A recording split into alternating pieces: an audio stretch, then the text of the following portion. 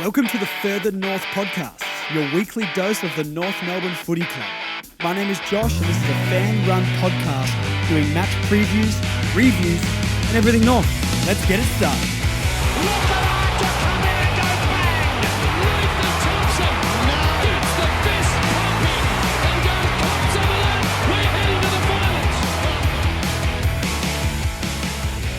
Marnie, would you like to introduce the podcast and do the intro instead of me? Welcome to Further North podcast with Josh and sometimes Marnes. Yeah, sometimes.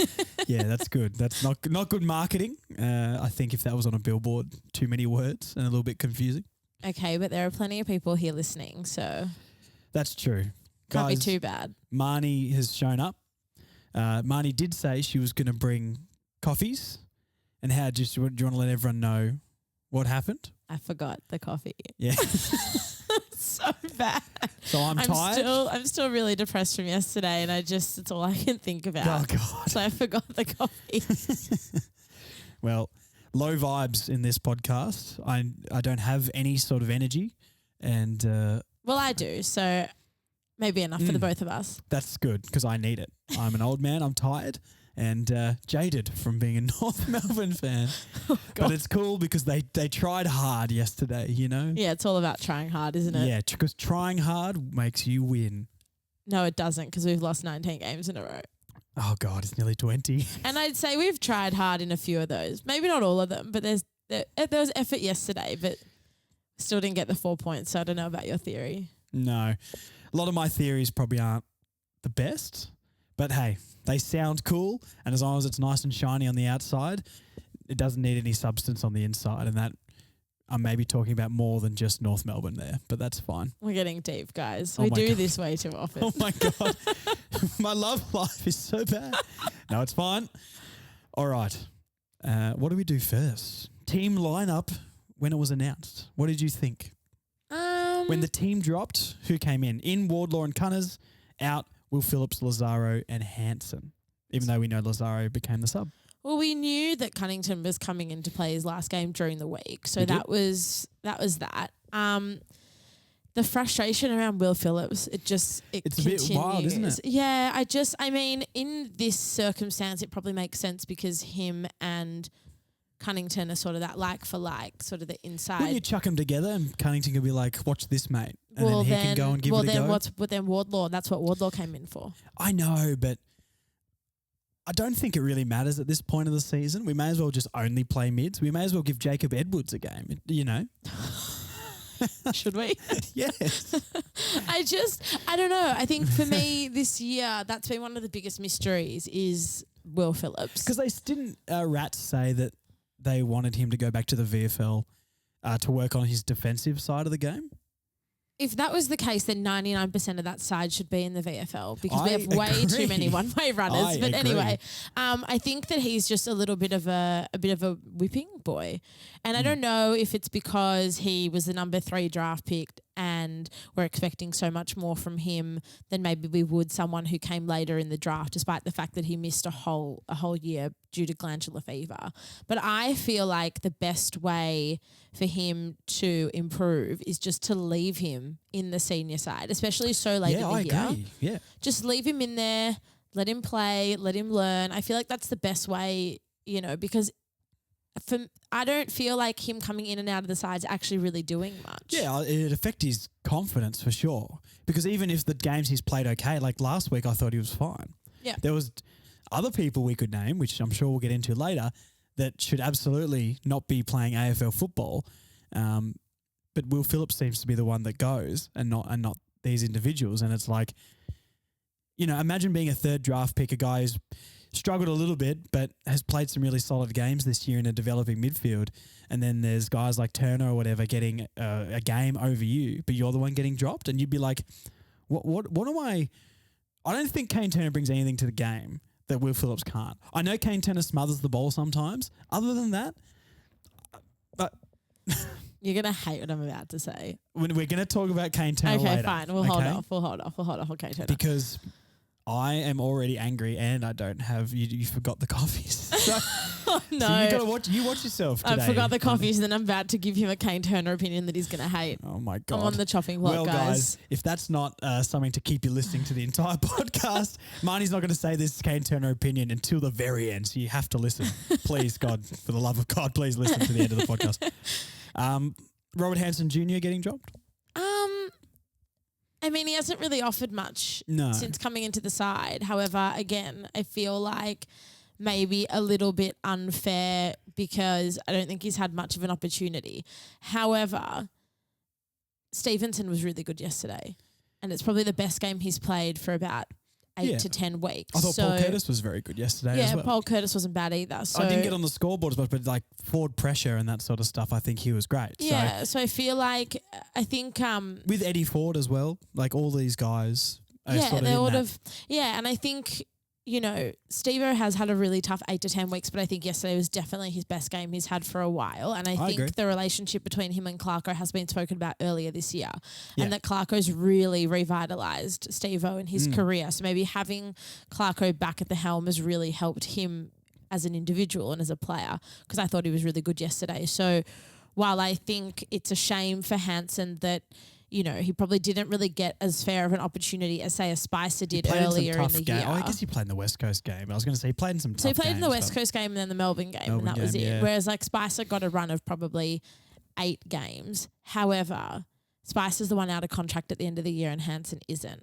Yeah. So maybe they just wanted to give him a little bit of exposure to the to senior level. That's and then true. just say, okay, this is where you're going to be, and you've got to work hard to get there. Yeah. Round 1 next year. I think he's going to obviously play VFL. I don't know if is North still in the VFL finals, or if I believe so. Maybe because we've lost 2 in a row. But you know, he might have a final series and that sort of stuff. So I guess give him a little taste of AFL. He knows what he's got to work on now. Then he can go back to the 2s and hopefully be better. Hopefully, because I feel like there was a lot of promise when he was drafted and a lot of sort of hype that surrounded him when he was drafted. He didn't really show much in the 2 games that he played, in my opinion anyway. 100%, and it's a really quick turnaround as well. So hasn't had a preseason, hasn't played with the team.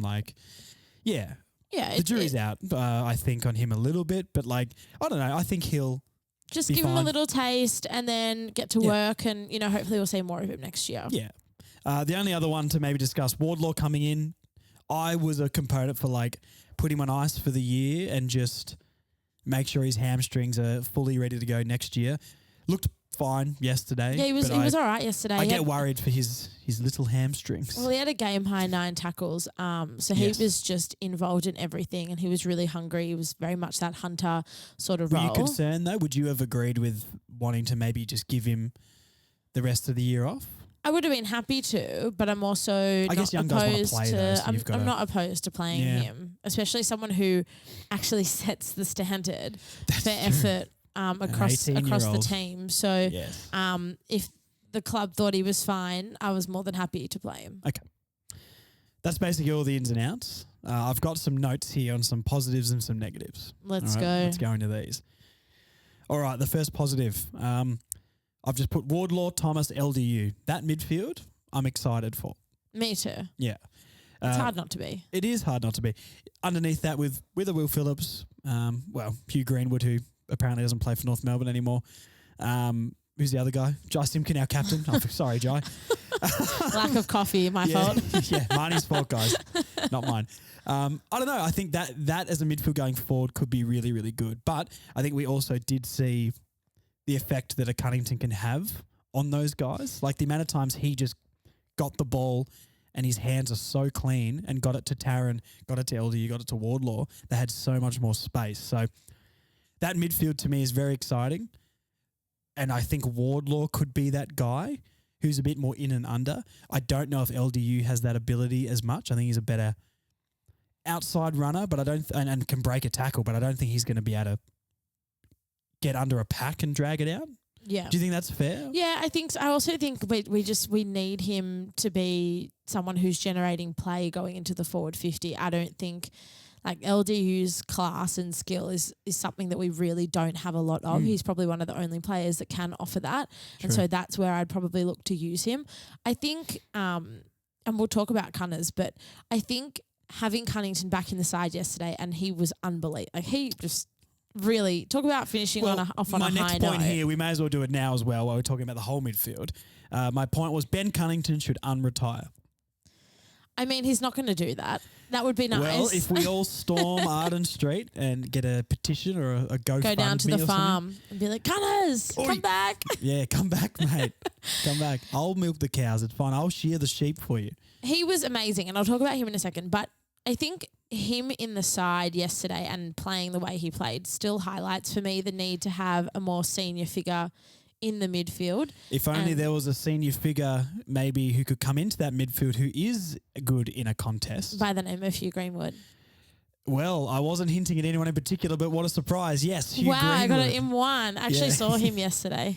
Yeah. A nice reunion. Did you go out on a date? Did you? No, I just said hi to him as we were coming off the ground. We were at the on the Guard of Honour yesterday, and then all the players who weren't playing were standing there, and there he was, my knight in shining armour. Do you just call him Hugh now? Yeah. Huey? Hugh. Or Huey? Hugh. Oh, so it's more of a professional thing. No, I just feel like when I'm not with him. Oh. On the 3 times I've met him, 4 times I've met him. Yep. Publicly. Yeah, I call him, I'd say like Huey, like go Huey if I'm cheering him on. You know what I mean? This is unnecessary detail. People don't need to. No, they don't. People don't need to know the ins and outs. We're going to start so many rumours. Hugh Greenwood is a loving husband and has many kids, and he's very friendly. Yeah, I'm just his PR team. That's all. His fan base. So I think it just highlights that importance. And Liam Shields being in the side, throughout the year as well, has further highlighted that. So it's still important.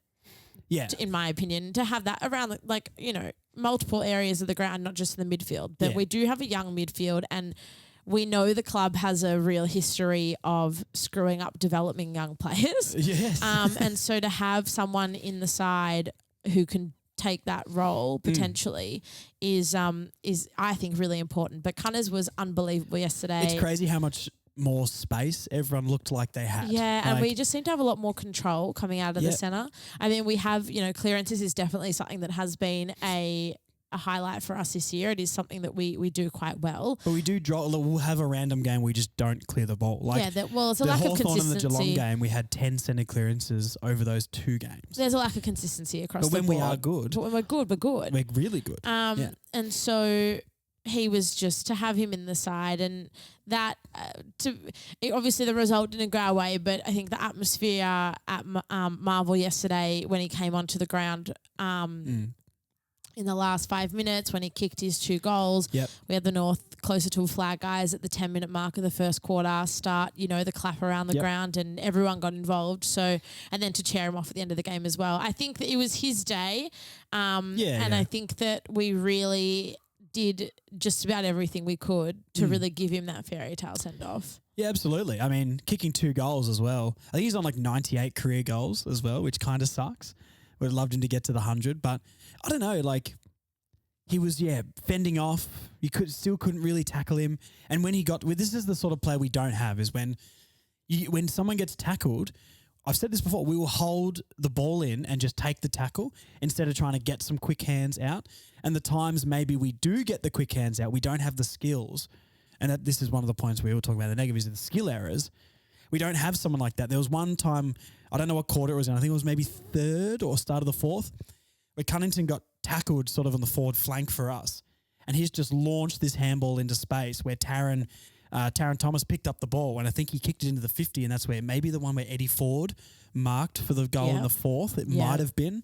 I can't remember exactly. Yes, that was a bit of a blur for me, but yes. Yeah, I'm pretty sure that was the play, but Cunnington's hands while getting tackled went straight to our team, and even if it didn't go straight to our team, we still had the advantage. We could have easily run onto that, not put it to another player, which so many of the guys in the team do, and then the transition offense against us, we're like butter. We open up and it's just straight through down to the other end of the goal. So we really need that sort of guy who you can't tackle, and if you can, he's still strong enough to get the handball to our advantage. Cam Zerha's a little bit like that, and he has actually really been able to own that role when got rotated. I actually think, obviously, it's unfortunate that he's, out for the year. He's injured and he's had a bit of a disrupted season. But him rotating through the midfield, I actually think has been one of the best moves we've had agree. all year. And I think he can really step up to that role. But I also think that he's so dangerous around goal that we need him. We really need him in that real split. We can't have him in the midfield full time and we can't have him up forward full time. He's actually become too important in both areas. There's some interesting questions coming up about Zerha's position for next season, which will put you on the hot seat later.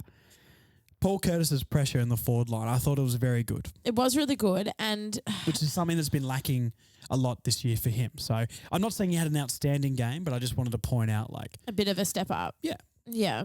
No, I thought he was good. I still think that the ball coming out of our attacking 50, just that opposition sides can just walk it out of there very easily. Because they've always got an outlet down on the wing or something. The amount of pack marks teams take against us is unreal. Our disposal into the forward 50 and the lack of pressure when teams walk it out of there is just wild. That's the killer for us. Talk about Nick Lucky. He's had a down couple of weeks. The big man, he's only kicked. He wasn't bad. He hasn't been bad the last 2 weeks, but he hasn't really hit the scoreboard. He's missed a few shots in front of goal. So to see him kick 5 yesterday, he was on song. He was back. How about that one where he shrugged Redmond and there was like 3 bombers around him in the right down on our goal line? Yeah. And he shrugged Redmond and sort of like ran into the goal and just snapped it. And I was like, please don't wrap his leg around that post. How did he actually? That was pure strength. Like how does he do that? That was actually, who that reminded me of? Go on. Drew Petrie. Oh, Frank the Tank. I love Drew Petrie. That was very Drew Petrie-like. Oh, I love Drew Petrie. I know, me too. So he did that number 20 proud yesterday. The man has the most like elastic hamstrings I've ever seen. I don't think I've ever seen someone kick a ball and his toes nearly touch the roof of Marvel. It's he wild. was one of the most underrated footballers to ever walk through our door. Oh, Drew Petrie. I have so many good things to say about Drew Petrie that I don't know which one to say. We should actually dedicate a full podcast episode to just Drew Petrie. Because he was a match winner. I mean, there was so many times he won the game off his own boot. Oh. Obviously, 2014 elimination against final. the Bulldogs, he kicked like 6 in the first quarter. That was or something. Glenn Archer's 300. It was, yes. Yeah, he kicked 6 in the quarter. A couple of games against Richmond in the mid-2000s where he kicked 6 or 7. One of them he kicked 5 last quarter goals and we ended up winning the game. It was like a bit of a shootout. He was just, he had a cameo role in the 2015 elimination final as well in the third quarter to sort of steady the ship. So what a man. I love Drew Petrie. Anyway, let's not reminisce now. Maybe that's some off-season podcast. We'll pick a player and just reminisce. Done. All right. Nick Larkey, I love him. He's arguably my favourite player. I'm always a sucker for a key forward. I don't know. I hope in the off-season he puts on a bit more size. He came back. He's got tree trunks for arms now, which is great compared to his first few seasons. If he could develop a pack mark, that he would be unstoppable. I actually think what would help his game the most is if we had a reliable second I forward. Agree. I agree. Coleman Jones won't be back, so he's done for the year. Is he? Yeah, so we saw him yesterday too, and he told us that he's on ice for the year, so we won't see him again. And obviously we know Comben won't be back for the year as well. So it's there's obviously Jacob Edwards. Oh, Jacob. Here we go. I told you at the start of the podcast. I wonder what he's doing anything. Mate. I'll give him a call. He's not getting any touches, that's for sure, in the VFL. So he's saving himself for the AFL. What a smart man. Good. Give me his agent. What a fantastic plan they've laid out for his career. I think Suv does need some help up forward. Clarkson talked about that in the press conference after the game. Did you watch the press conference? I haven't. No. He did. Look, it was 90% of these press conferences are just, we got some real good talent, or they tried really hard, or we had this one goal to execute this many tackles. Like, same spin, that's different nice. week. It's just the same stuff every week. Yeah. But he did talk about needing to have some assistance up there. 100%. And when and I'm going to talk about Drew Petrie one more time. When you think about Ben Brown, Ben Brown. Drew Petrie? I'm getting there. Sorry. You told me Drew Petrie. I'm excited. He played his first few years with Ben Brown, with Drew Petrie, and then again with Jared Waite. Yes. And it was more so Brown and Waite. They were at one point the most powerful 1-2 punch in the competition up forward. Yeah. And it just, when you've got 2 key forwards who are fit and firing like that, it makes a world of difference. Yeah. I mean, I think we saw that against West Coast as well. Like an Oscar Allen type would be perfect alongside a Nick Larkey. And I think Larkey should always be playing out of the goal square. I think the days are gone where you stick the big key forward in the goal square and just kick it on their head. I loved that. Like through the 90s, maybe early 2000s, you know, your big forwards kicking bags of 10 was like the reason I loved footy. But I know that sort of side of things is gone now, but Nick Larkey's not the longest kick in the world as well. So I hope if we do get a key forward, you know, I'm not saying we're going to get Oscar Allen, of course, but like that sort of type of player can take a big pack mark. Get him at half forward, pushing up the ground to the wing for a marking option, like Coleman Jones did in those few games. I still believe in Coleman Jones. I don't know why, and I think I'm maybe a bit biased, but like he can still be something, I think. But I'm not sure. I'm not sure either, but I'm still on the side of believing in him a lot more than maybe some other individuals. But I don't know, those games, that month when he first came back in, he was very good. And then the next month was bad, then he got concussed. So I don't think he's had games where he's been awful for 2-3 months and just doesn't do anything. He got 4 weeks. The first 4 weeks was very good. The next 4 wasn't great. Then he got concussed. And the team also didn't play very good around him. So he can do it, but it's the consistency and being able to make a presence. But I'm not saying he's going to make it, but like I would like to give him more chances in that role while bringing someone in for him to compete with, I guess. The difference between Coleman, Jones and Comben is that our delivery into the forward 50 most of the time is terrible. Okay? Yes. So that is so true. What the difference I think between Comben and Coleman Jones is I think Comben is a bit more creative. I think he's also a bit more agile. So I agree, think if he can't, he's actually got a really good set of hands, and we saw that more and more as you know as he played on earlier this season. But with Comben, first of all, I think he's a lot more athletic to push up the ground and offer us something sort of in the middle of the ground as a tall marking option. That's the first thing. But I think if there's a ball, a ball that's just slung into our forward 50 and it's sort of rattling around in there, he is agile enough to pick it off the deck. He is agile enough to tackle. I think he's got a bit more of a dimension to him than Coleman Jones. The problem for Comben is he wasn't kicking goals, whereas Coleman Jones actually did kick goals when he was playing well. Yeah. And so I still think... Because I'm not super confident with Charlie in front of goal yet. Well, my problem with Charlie is he's not confident about his body. He's had so many issues with injury. It's really hard for him to find consistent football. Yeah. And we saw how dangerous he sort of looked, by round 6 or 7. He was a great presence as well. Maybe he didn't get the result on the scoreboard, but... And he was exciting. Throws himself into a pack, good mark, and like you said, I do think maybe there's a part of me that wants to see him play the Mason Wood role. Yeah, I think there's definitely a position for him. And I think there's a spot in the side for Larkey, Comben, and then let's just call Coleman Jones for now because he's whoever. Like yeah. I think there is enough room in the side for all three of them. I think they're all valuable. Comben's versatile enough, I think, to not just have to sit in the 50. Like if he did go on the wing, like the old Matthew Richardson days, or what as Rory Lobb has been doing a little bit for the Dogs or something like that as well. Like going on that wing, but being that outlet out of the 50, but being able to push into the 50 as well. I don't know. He's athletic. I assume he's got a decent tank on him. So, yeah, look, it'll be interesting. But that was a long chat just for Nick Larkey chat. But, yeah. We like to go on tangents when we're together. That is true. But I do agree with all of that. We do have more questions about things like that, though, coming up. So let's not spoil all my questions, Marnie. Sorry. I haven't seen any of the questions. No, either. She hasn't seen the questions I promise. Yet. So thank you for writing in for the questions, guys, as well. Okay. I wrote down we are dangerous if we move it quick. Yeah, but our skills suck. They do suck.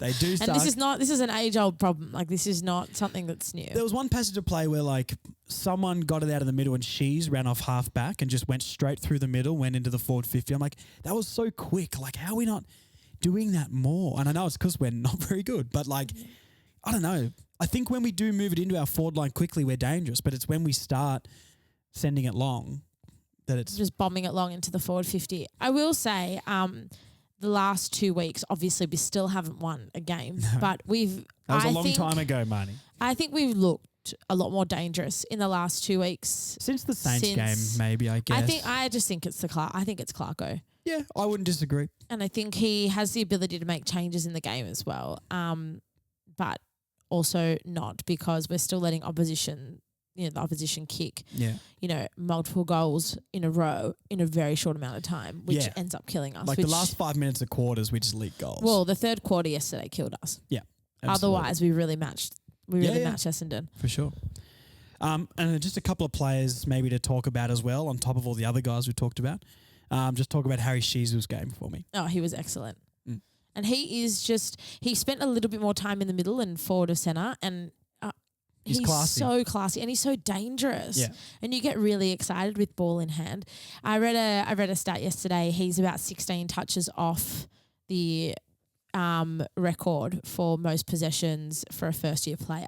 Surely that's got to lock him in the rising star. I just can't. There are still people who don't rate him. Watch his game week in, week out. The people who don't rate him, this is like what I think everyone in the media is. None of them watch any North Melbourne until they're bad, then they go back and watch the replay. Well, none of them. The thing is with Shees is they think it's all, easy touches, off the half back and rebounding. There's no out easy of defense. touch in North Melbourne's back half of the ground. Well, that's the thing. It's not a thing. And he's working really hard, and we haven't got the win, so he probably hasn't got the recognition that he deserves. It should be what it's about with the rising star, though. But that is what it's about. I know it is what it's about, but it just doesn't go for it at all. Like the fact that people were thinking Ashcroft is better than Sheezel as a rising star is wild. Like, Ashcroft is a jet, but it's he's not great. But it's you've just plugged him into a premiership quality midfield. I was going to say it's easier to be a jet jet when you're surrounded by Lockie Neal and Dane Zorko and Absolutely. Yeah. I agree. Playing in the back line for North Melbourne, being that consistent, that clean, that efficient in disposal is so much more impressive than Ashcroft going into a premiership quality midfield and just being part of it. Like, Ashcroft's great. I'm not saying Ashcroft isn't great, but that's just logic, surely. Yeah, and I think it's not about winning the Rising Star. We know he's going to, LDU didn't win the Rising Star. He's going to be an incredible player for us for years to come. Want him to, he deserves it, though. That's literally the only thing for the rest of the year I've got to look forward to is Sheezel winning the Rising Star. This is my premiership right now, Marnie. This is my grand final. Okay? And I'm going to die on this hill that if Sheezel does not win the Rising Star, we're getting all Further North podcast listeners and we're storming AFL HQ. And we're going to burn the place to the ground. So this week we're storming Arden Street for Ben Cunnington. Yes. In a few weeks' time we're storming AFL HQ for Harry Sheezel. Yeah.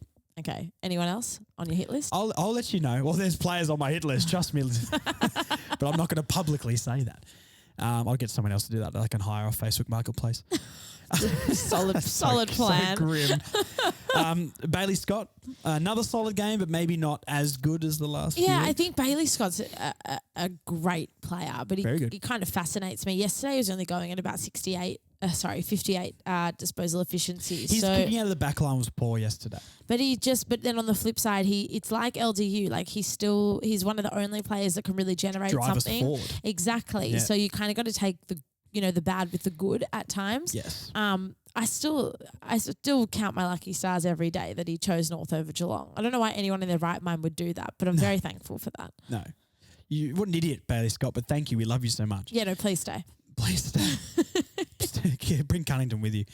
Jai Simpkin. That was Jai's best game for a long time. It was, and I think I'm sure everyone watched Ben Cunnington's retirement video during the week, and you're gonna get teary again, mate. I'm not gonna get teary again. I'm not gonna get teary, but there was a moment at the end of the video where Simpkin, embraced Cunners and, he's just sobbing into his shoulder. Everyone's seen it. Everyone cried over. I don't need to rehash it. But it's a safe space. I think there would have been a lot of emotion in that game for Jai, particularly. And I think he really rose to the occasion. And I think that is a really excellent leadership quality. It's the win. That game, though, needs to be Jai's baseline. Yeah. That's what he needs to bring every week. I agree. Which I think seasons gone by he has, but I think this season Jai's actually had a very down year. But we'll talk about this in the off-season podcast. But yeah, I liked his game yesterday, and that's the best game that I can remember him playing since maybe the first couple of months of the season. Yeah, no, he was excellent. It's been a hard year for him, I think, adjusting into the captaincy role. He's been in and out of the side as well with concussion. But yesterday, no, I agree with you, was top tier. The last player that in the positives here, and I think a lot of people are going to think this is a negative player, Jack Siebel. It's the age old. He stuffed up a few times at the very Does end. 99 things right, does one thing wrong, and he's a bad human. He was unbelievable He's yesterday. great. He Yep. was so it's frustrating because again the game was winnable and it was there to be won, and he probably had a couple of costly errors once again that probably cost us the 4 points. He kicked it, I don't know who marked in their forward pocket right near the end of the game, but he kicked it on his left and just didn't get the purchase on it. But yes, that isolated incident, you should be clearing that better as an AFL player. But I don't know, like all game, every game, he's good for us. And if he wasn't in this team, we would have lost that game by 60 and we would have lost last week by 90. He was unbelievable. Last week was, oh God, He unbelievable. wasn't as good as last week, but I just think he's so important. I bang on about this every week and I see so much Zeeble slander in North comments and inboxes and things like that, and I just don't know what people are watching. The last fortnight he's been really, really good. Yeah. But then again, it's the flip side. He's, played nearly 300 games. He should know better than that. Yeah, I agree with that, but I think it's all, we're doing this thing also where it's like, we're judging our team on if we were good. Like if we were pushing for finals or something like that and he does that, it's not good enough. In the context of how good our team is, there was probably, like, is it Jack Zeebel's fault there was no one to actually kick it to and he had to clear it? We're very stagnant. Yeah, absolutely. And it is really, I often see players We're always frustrated. second to contests and things like that. Well, I see players frustrated. They've got the ball in hand. They've got nowhere to go to. So they've got to go sideways. They've got to go backwards. But that's an interesting point that you make. If we were better, would an incident like that be shunned upon more than maybe it is now? I think we have to adopt an attitude of we're in this and we're pushing for finals and, we've got to actually adopt that mindset to get ourselves to that standard. I think we do have to set standards, Because otherwise we're walking away with another honourable loss. And I use that in air quotations because honestly, what the hell is an honourable loss? Yeah, they were fun. For the They're first never Essendon fun. game. They're never fun. No. I was sitting at the end of the Sydney game literally ready to walk off I was different than that though. I loved the Sydney game, the Pies game, the Bombers game. I loved the effort. Don't get me wrong. But we I hadn't loved seen the that, and effort. that's why it was enough at the time, but now it's not But enough. it should never be enough. I know it shouldn't. The effort is great. I think you can separate being happy with the effort and being happy with the performance, but still be frustrated with the loss and still demand more. I agree with that. That Sydney game is probably the outlier because we lost that game because of an interchange infringement. Okay, that's just as grim as it gets. Yes. And I feel like that's probably that's the outlier for me. That's the game we should have won. I agree. We should have won more. But we lost though. We lost the game against both games against the Bombers. We lost the game against St Kilda, the second game against St Kilda because we weren't good enough. Yeah. Whereas that Sydney game we definitely should have won. I do agree. I think after the amount of awful performances we put in before that, though, I think it's okay to be happy for a few weeks about the performances. But it does get to a point, which I'm assuming like maybe the Hawthorn game was obviously the biggest turning point where it's just like, okay, I don't care about honourable losses anymore. So I do agree with you, but I think after the run of like Brisbane game and Melbourne game and all that sort of stuff, then to show up against the Swans, I think we take that as a win at the time, but we haven't elevated from that point since. So I don't think we take it as a win. I don't sit there being like, woohoo, I'm so excited at the end of the Sydney game. I think it's okay at the time to take it as a win, but I don't take it as a win now after that was still as best as it got. I think if we're taking that as a win, that's a really big issue in itself. Fair enough. You're a harsh critic, critic, honest. Marnie. Proud of the effort, but not happy with the result. All right, a few negatives. Here we go. We'll go through these semi-quickly because rants go for a long time. No one's sitting and listening to this for 3 hours. Oh, people hate me so much. I just said Jerry needs to go. He's actually a liability at this point. Yep. I do want to say one thing before we talk about Sherry. Goldstein was not good yesterday. No, I've got Goldstein He was down here to talk about too. was really off yesterday. The difference was that Goldstein still made an impact in the ruck. Yeah. Okay. With his tap work. Other than that, no. Around the ground. I was just going to say, it was an off game for Goldie. Yep. And it's a standard game for Jerry. Players have off games. Yeah. Tristan Jerry is a liability. I'd actually rather have 17 people out on the field. Would you rather have Jacob Edwards out there? Yes. Oh. No. Jerry hasn't taken a contested mark as far as I know. because I tried to look at the last few games quickly before. I don't think he's taken a contested mark since after he came back after the bye. He hasn't done anything. No, I know. He's kicked a couple of goals against the Saints, was it? And that was fine. But like, he's not a presence in the air at all. I'm over it. I'm so over it. Yep. He's not good. And the ruck, once again, I think we've got a couple of questions about this, so we won't go on too much. But the ruck position going into next year is arguably our most crucial position to the fill. good news is that Brady Rawlings was on the Gettable podcast during the week, and Yes. he has hinted that the club is about to open discussions with Goldie for 2024. Yeah, I would be worried about that though. To be like, we need someone alongside Goldie that's going to take the number one spot next year. You know, Goldie should. I love Goldstein, and he's definitely still our best ruckman. But Goldie still being our best ruckman is not good for because the club. Coleman Jones isn't a number one ruckman. Coleman Jones agree, is the second, because Coleman Jones is not a bad forward. No, he's not. And a second hit in the ruck. Yeah, I completely agree with that. I said on the preview podcast, I'd rather a combination of Coleman Jones and Goldstein than Jerry and Goldstein. Like, I know obviously you said he's concussed, he's not going to play for the rest of the year, Callum Coleman Jones, but just as a combination, that actually makes sense. But Jerry doesn't do anything. He doesn't do anything. And, you know, I don't want to go on and on and on, you know, bagging this guy because I've talked about him every week, but like, I just don't get it. I don't see it, and I don't know. We've got to stop talking about he's a physical presence. He likes to throw his body around. I don't care. If you can't take a mark and he can't get a handball off and he can't ruck and tap to our players, then I don't care if you're big. You may as well find some 7-foot bloke who's never played, pay him $10 a game to go out there. You know what I mean? I used to have it in Tim English, who plays for the Bulldogs. I used to really have it in for him. I just couldn't understand why people thought he was going to be any good. Yep. I really couldn't understand it. But he's now, look, a few years on, he's actually... I think he's not a bad decent. ruckman. Yeah, he's quite a good ruckman. I'm not saying he's one of the best, but like that game Has against the Bulldogs with Goldie, he ran Goldie him. all over the park.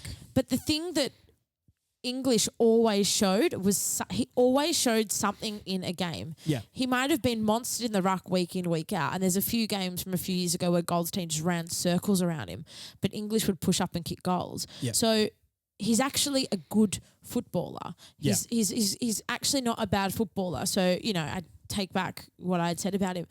Sherry shows nothing. He spends more time on the floor than he does actually on his feet. I agree. Sure, he can throw his weight around, but what is that actually doing? Doesn't achieve anything. What is that actually doing? Especially in a game that is so soft, and you could bump someone off the ball, and you know it's play on 1 minute, and then you do it again, and it's a free kick downfield, as we saw yesterday. Yeah, no, I completely agree. If you like a player because they throw their weight around, go and watch wrestling. Yes, I agree. Like, this is the wrong sport for you then. This is going into our next point, where the Kane Turner opinion. Now, for me, and I will continuously say this, the things that Kane Turner offers, every player in the AFL should offer. But the problem is that Kane Turner can't play offensively at all. In the last quarter, he got the ball sort of wing half forward, kicked it into our forward line and nearly put it out of bounds on the full. Then he got a handball back, I think, from LDU and sent it back into our 50, and it was another grubby kick. He misses targets, he misses handballs. Yes, he can smother the ball and tackle hard, but he only does that to make up for all the other mistakes that he has done. Now, don't look at me like that. Don't look at me like that. That is an opinion based on his season and most of his career, to be fair. Is your next opinion, which I don't know and I'm so scared? Is it just about his game yesterday, or is it about him as a player? I think he might get another contract next year. I think he will too, but I don't think he deserves it. I think his last 3 weeks have actually been quite good. Oh, God. I thought he was quite good yesterday. And I'm going to go back to you having a go at everyone about the Zeeble 99 things right, 1 thing wrong. You've got Kane Turner doing 85% of things right and 15% wrong. I would not say he did. What I saw yesterday, like I didn't go to the game. I watched the broadcast. I don't know what he would do. Like if he links up in a chain of handballs and handballs accurately to someone, that's just being an AFL player. That's not, look how good he is at handball. So there's a couple of things I want to talk about Kane Turner. I want to talk about one particular moment in the game yesterday. the ball, I can't remember what quarter it was, but there was a ball in the middle of the ground that, was there to be won. I think it was an Essendon turnover right in the middle of the ground. And there is 2 Essendon players just sort of standing there kind of going, half-assed at the ball. And then you just see this this small man. This small jet come in. Jet. And he picks the ball off the ground, the cleanest pickup you have ever seen. And we and just it's talked Kane about Turner. Ben Cunnington for 10 minutes. You said Kane Turner's got the cleanest pickup. LDU scoops the thing up one-handed with his non-preferred and runs around. I know what you mean. Sorry, please go. In that moment, I just thought, wow. This is not something I've seen from Kane Turner for a long time. That's the first thing I was saying. Was it good because he doesn't do it ever though? No, it was a really clean pickup for any player. I urge everyone to go back and watch it. I'll find it for you. So if it's that good, North should be posting it up on Reels. They really should soon. because it was they really should. Sorry. They should because it was an excellent pickup. And it's little moments. It's the 1%ers like that which can really change the momentum of a game or a passage of play. I agree. The thing with Kane Turner is he offers something that most of our players don't offer. But I think that's a problem with the playing group and not something that we should keep Kane Turner in the side for because I think what he offers should be bare minimum for every AFL player. So then player. get him in there to set the standard. His defensive... But I don't think he does because he makes so many other mistakes around that. His defensive work is one of the best in our side. We've got so many one-way runners. Could you imagine Taron Thomas with the defensive efforts of Kane Turner? Absolutely. I completely understand. I'm not disagreeing with what you're saying at all. I just if we were 4 points down and he had the ball in that space where he screwed it up and it was 30 seconds, I'm terrified. And I think we can find players. Are we really thinking that Will Phillips isn't going to be able to do that sort of stuff plus play on the offensive side of the ball? We don't know yet. And he hasn't had enough of an opportunity to step up to that, and I understand that. But I think Turner's last 3 weeks, and I'm the same as everybody, can't understand why he was in the side and why he was brought back. But after the last 3 weeks, I actually think he's been all right. I think he's been quite good. Now, I'm going to go back to something we spoke about a while ago. It's different standards for different players, and I understand that. And I get that when I'm talking about him, but his defensive work is something that we really, really need in the side. I think he plays the rest of the year. I think he gets re-rookied next year. Yeah, I think so too. But having someone like that as an option isn't necessarily a bad thing. Why don't we play him in the back line then? Because he's never in the back line. He's not good enough. But that's the problem. Like if your best attributes are defensive and you're not playing in the back line because you're not good enough, like I don't get it. Like if he's in he hasn't kicked any goals. He kicked one goal against the opening goal against West Coast. West Coast, was it? Yeah, opening goal against West Coast. Look, I'm not saying not no goals, but do you go into a game going Kane Turner's going to get a couple of goals? No. So we see every week, what position does he really play? Maybe wing sometimes or in the forward pocket. If he's in the forward pocket or not, the ball gets walked out regardless. I still think Paul Curtis, yesterday, his defensive effort was better than what Kane Turner usually dishes up, say if it's locked in our forward 50 or down in the forward 50. The only times I see Kane Turner making those things is around sort of the midfield. And I agree, the things he can do are good. But I don't think it's a good standard to set where if you're dropping Will Phillips with the potential, the ability to play at least decently both sides of the ball, but someone can just smother and tackle. I don't know how many tackles he laid. I didn't check. I'm assuming maybe like 4 or 5 tackles. I mean, that's okay, but I don't know. I just don't think – I think he still hurts us more than the positive things he might bring to the team, which I think is really just effort.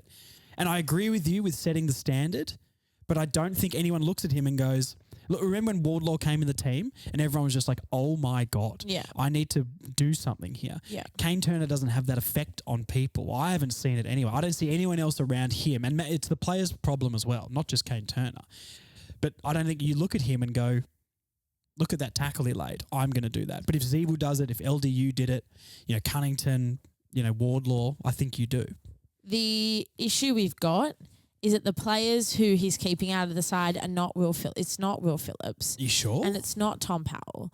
It's Phoenix Spicer. I mean, Jack Marnie's injured, but it was Jack God. Marnie. Yeah. It's Robert Hansen. Yeah, I don't who disagree. all are like Turner is the best of that bunch. I don't disagree with that. I think I feel the way I feel about Turner, and I'll wrap this up in a second, is the same way I feel about Darcy Tucker. It's a short-term replacement.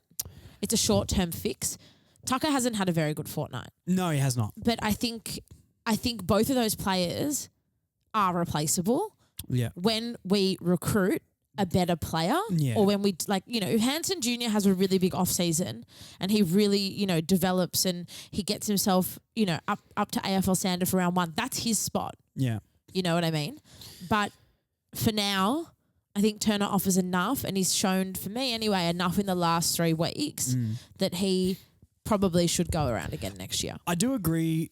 I do agree with you that I think for this current side where we're at, he offers. Maybe just enough, or he offers something. Maybe is what I want to say. Is like, I agree with you. I think where my main point comes from is I feel like, because I see him in the midfield all the time, not starting in the midfield at the bounces, but he always pushes into midfield. He doesn't push into defence.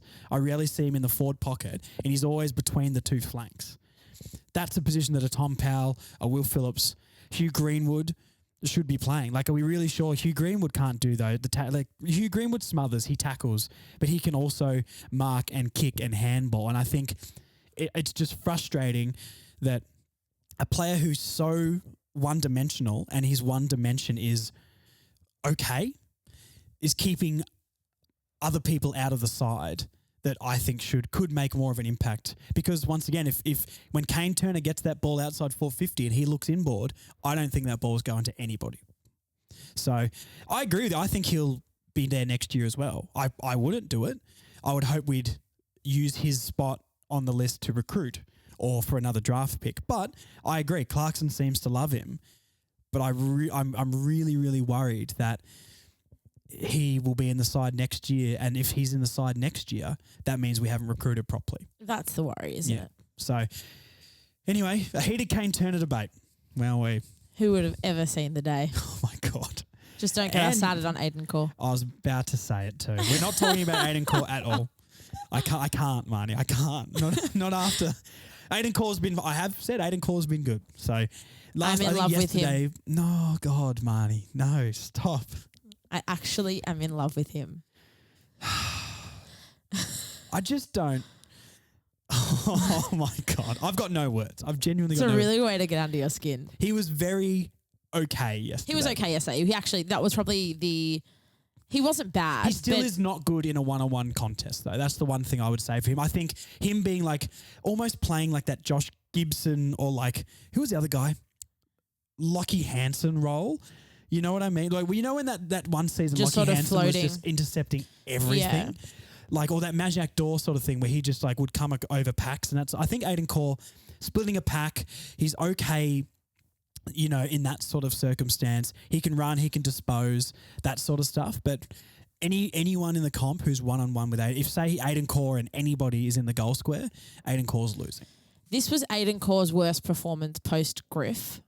Yes. But he actually was all right yesterday. But R.I.P. I think Griff. that Zeebs and Mackay were definitely the standouts in defence. Oh, I agree. And look, once again, Aiden Corr has had a good month. I'm not delusional, and I'm not that biased that I'm going to pretend that Aiden Corr hasn't been good. I just don't think it'll last.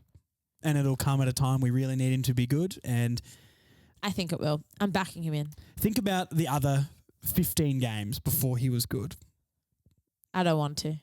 Yeah, because it doesn't back up your narrative, Marnie. I'm living in the moment. No, we've always said we want to be proven wrong. I agree, and he's doing it. But how many games? Here's a good question, and not just for Aiden Corr. Say someone, Aiden Corr is the best example here. The first, how many losses have we had? What round are we at? 20. We've played 21 games, haven't we? For the first, say, 16 rounds, Aiden Corr was woeful. Absolutely woeful. And everyone who's a North Melbourne fan agreed with that. You've agreed with that in the past. 100%. People who've commented have agreed in the past. and he's had a good month. So at what point after 3 or 4 months of awful football and a month of really good football, what point do we think it's okay to turn on players? Not just Aiden Corr, but that's just the example. But any if it was Larky or something like that as well. Like, because for me, a month of good football after arguably at minimum a year and a half of very, very average performances, I'm not on the train. I think it's circumstantial. I don't know what point it turns for me though. You know what With I mean? Aiden Corr, it's circumstantial. I think he had a couple of okay games in the first half of the year when it was him and Logue. I think. Yeah, I mean he was all right in the Carlton game. Yeah, I think Mackay was out, and now obviously with Griff on the sidelines. He's much better when it's just two of them, when there's two key defenders. Seem to be the case. I think that's when he really thrives. So circumstance-wise, I think it what's going on at the moment really suits him. I'd be interested next year. He's probably going to be the number one defender for most of the year. I reckon Brady Rawlings did say that their number one area, I think he said the number one area they're going to recruit in is fullback. It has to be. And it's that Lewis Melican guy from the Swans, I think, is our number one target at the moment. So I would be incredibly concerned. This isn't an Aiden Corr diss. I would be so concerned if Aiden Corr is our number one key defender going into next season. Because that means our recruitment department hasn't done their job as well. I agree with that because there's definitely lots of holes that we need to fill. But I think Edwards at fullback? Jacob Edwards, the jack of all trades. Oh, God, master of none. I feel so mean. I mean, look, he's still really, really young and he's still contracted next year, but I don't know. What's going on with our mid-season draft recruits? Anyway, this is a conversation for another day. I'd still like to see him have a crack at some point. He's got to earn it though, doesn't he? 4 touches in the VFL every week is, not great. Not great. No. Anyway, sorry, Jacob Edwards. We're not trying to pick on you. We love you, Jacob. Yeah. He's got a little mustache. Anyway, when do you think it'd turn then? Really quick answer, then we'll go to the next one. I think it's got to be about 8 weeks. I think when we get to the end of the season, it would have been... Do you trust him now, though?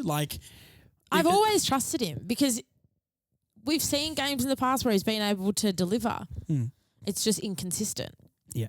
So that's and I've been a big critic of his, and I think he's lazy. Yes, you did say that. And it's frustrating because he has the talent, clearly. Yeah, he just doesn't work hard enough. So I think now he's actually really applying himself a little bit. And wowee, look at the results. It doesn't surprise me. He's always been a good player. Yeah. I still maybe don't think he's ripped up trees or anything like that. I think he's been good and I think he's been really solid, and I've felt a lot better about our defence since after Griff went down. I was terrified, obviously, as I should have been because of his form all before that. But yeah, I still would be concerned if he's one of our best 2 defenders, I guess. I don't know. The jury's still out on it for me, and he's got to do more. He's got to do this consistently for even the first 2 months of next season for me to be like, okay, we can trust this guy now. Be interested to see what happens over the off-season and where he sits going into round 1 next year. All right, let's get off that topic. That was a Turner, Aiden Corr debate, Jerry. This is making my brain hurt. Just an observation, especially the last 2 weeks. As soon as our fitness is awful, and as soon as we get tired, we just start kicking the ball long instead of linking up and kicking the Larky's chest or chains of handballs through the midfield. Yeah, our fitness definitely needs to be addressed. Young side, that does happen with a young side. Yeah, but I think it's definitely something that is probably a result of a lack of standard in that department as well over the past few years before Clarko came in. So, definitely needs to be addressed. And our skill errors, the amount of times that we miss a basic handball, miss a kick, drop an easy mark or something like that, and it gets turned over and goes over our heads is astonishing sometimes. It's the execution into the forward 50 for me. I bang on about this all the time. Well, no, I actually think that's not as bad as our execution out of our back 50.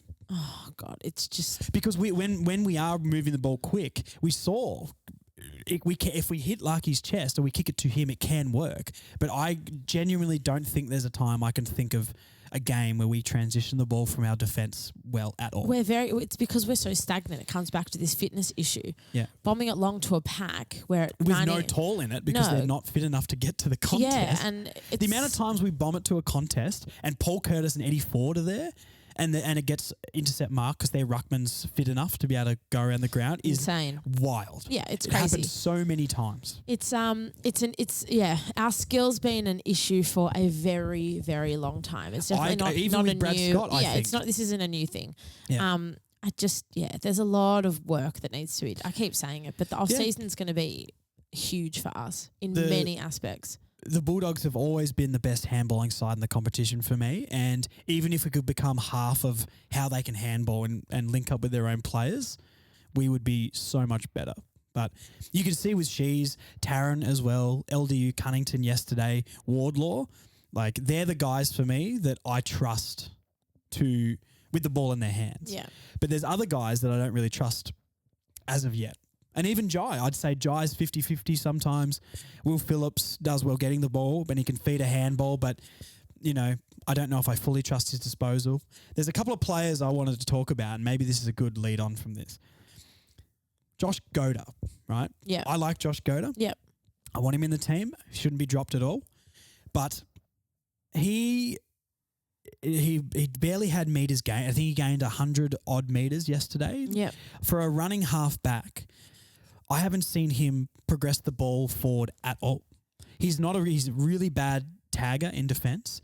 The game before, in the Melbourne game and the Saints game, the amount of times his direct opponent made a lead in the forward 50 and he was 5 metres behind was unreal. So that's not his game. But playing off the half-back, I don't really see him linking up and I don't see him running and kicking that ball forward. That is the player we need so bad. And I think he can do it because he's shown signs, but I don't think he's been amazing since he's come back in the team. I think he's been all right. He's been good enough. I think his intercept marking is really good. Yeah.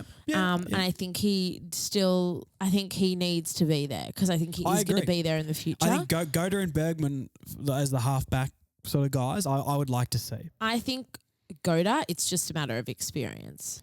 I am baffled that they're not playing Bergman as well. Not that I want to get on a tangent about this because someone did say to me it's probably because he wanted him to play VFL finals. But I don't know. If anyone really thinks that we're not playing players in the AFL because we want them to play in the VFL finals, get a load of yourself. That's ridiculous. I'm not so sure about that. I don't know. Why is Hugh Greenwood not playing? Why is Bergman not playing? The club should fold if we're reserving players for the VFL finals. We've got nothing to play for this year. And it's the first time that the VFL team has been good for a long time. We might play finals. And I think the club would want us to get around that as a fan base. The club should fold if that is it. I agree with you, but I that's not happening. There is no way that theory is correct. I'm not so sure on that. I would honestly reconsider my membership if the club was doing that. Interesting. I don't disagree with you, but there is no integrity in that whatsoever. I agree. I completely agree. Good on the VFL side. I'm really happy that they've had a good year. Yeah. But I'm not paying crippling amount of money every year for our VFL side to win a couple games in the finals. I completely agree. I don't.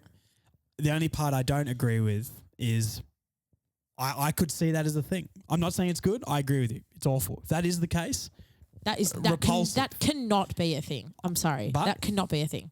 I don't know. I kind of think it might be true. I will be going to Arden Street. There's my confirmed. Storming Arden Street next week, guys. Marnie is in. I'm also in. Why was I storming again? I'm retired Ben Cunnington. Yeah, I'm going. She's going to go to the other side and she's going to talk to the administration.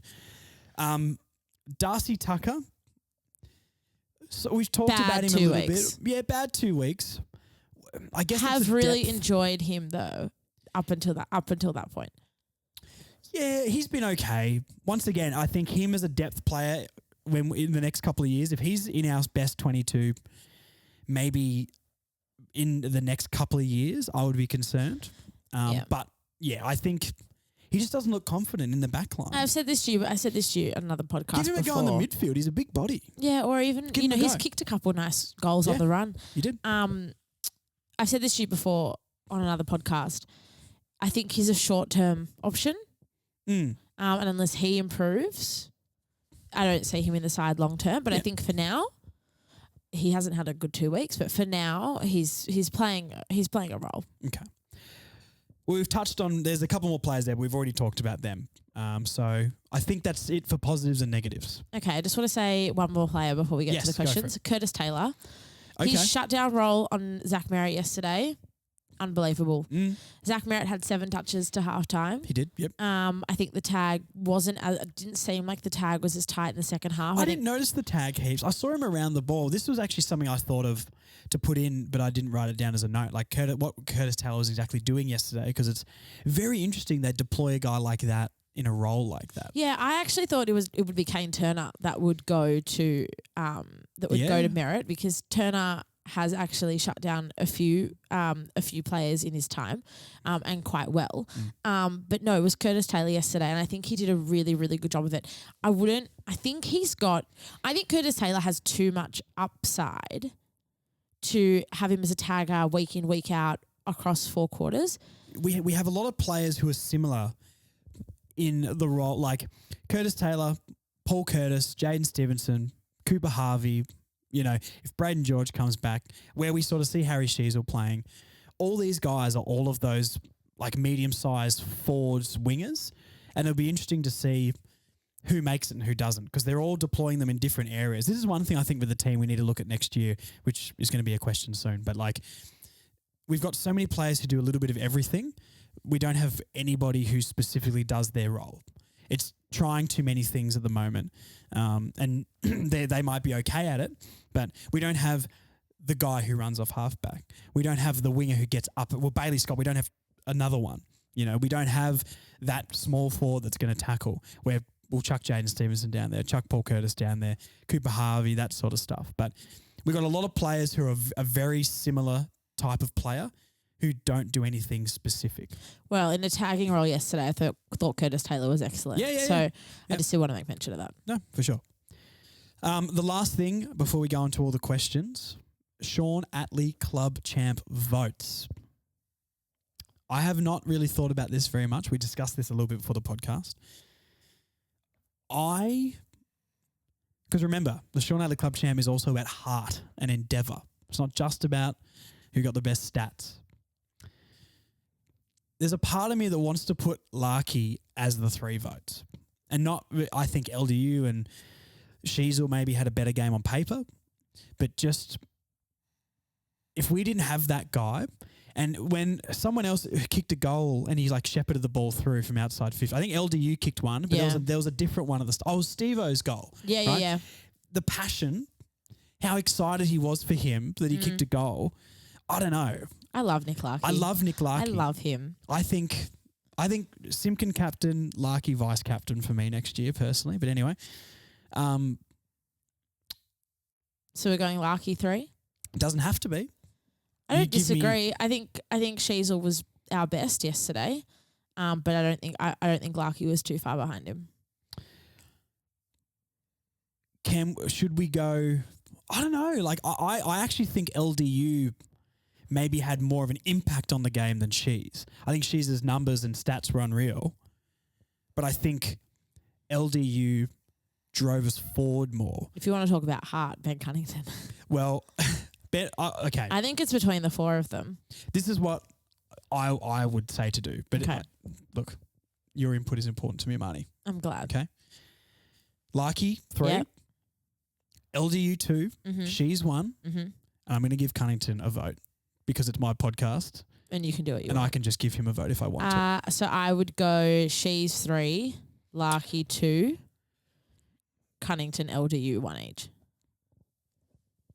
This is what we're going to do to split the difference. Okay. Larky gets 3. Okay. She's gets 2. And 1 each for the others. LDU and Cunners 1 vote. That's a solid lineup. Hard to disagree with that.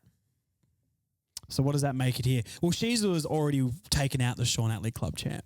Muzzle tov. He can't lose it from here. So once again, do you actually give Sheasel a message for being the inaugural Sean Atley Club Champ winner? I did talk about this last week, but send him a message. I will. Muzzle tov, Harry.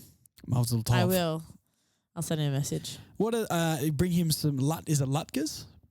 Yeah, Lutkers is one of many. Bring him a plate of those. I'll make them for you, Harry. Do you know how? No. It's fine. I don't either. I have eaten them before though, and they are delicious. They are delicious. I want to give him a plate of latkes, and that's probably all I know about the faith, to be fair. Just say Mazel Tov, Harry. Mazel Tov, Harry. I love you. And he's of age, so that's not weird. There you go. Mazel Tov, Harry. Okay. I was expecting a speech there, Marnie, but that's cool. That's all I need to say. You said it all. Thanks. Latkes, Mazel Tov. You're so right. You're so right. Okay, question time. So I haven't seen any of these questions. I didn't even know this was a thing until like 9 o'clock last night. I didn't tell you about it. No, it's just like I get a surprise on Instagram that, hey, apparently I'm being asked questions. So hopefully there's some good ones in there. Well. Any proposals? I got rid of those. Oh, I'll get they were the ones I was looking forward to. I know. I did a background check on some of them, and it's not your type. Okay, thank you. That's what friends are for, right? It wasn't Hugh Greenwood, so I just got rid of the rest of them. Jasper did say, but I said, you're into Hugh Greenwood now. Poor Jasper. Poor Jasper.